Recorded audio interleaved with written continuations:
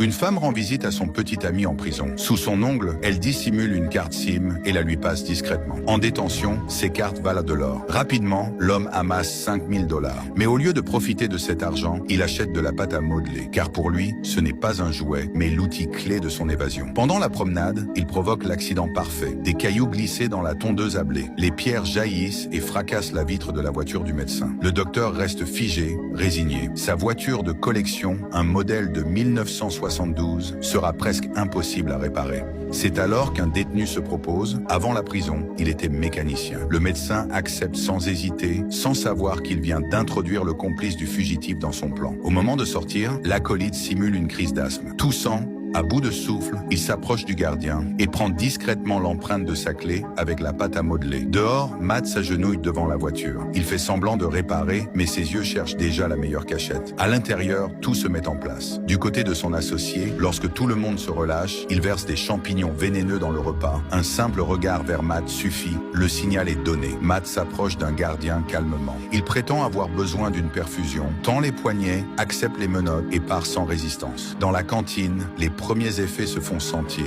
Les détenus hallucinent, se débattent, crient. Même les employés sont touchés. « Tenez-moi tranquille, je suis gros !» hurle l'un d'eux. Profitant du chaos, le prisonnier s'empare d'un petit couteau. Il coupe exprès sa main et crie à l'aide. Le gardien, trompé, l'envoie d'urgence à l'infirmerie. Les champignons font leur œuvre. La cantine devient un champ de folie. Tout le personnel accourt vers la cantine pour contenir le chaos. Par la fenêtre, Matt observe la scène. Même le médecin est entraîné par l'agitation. Profitant de l'absence de surveillance, il sort calmement ses outils et libère ses poignets des menottes.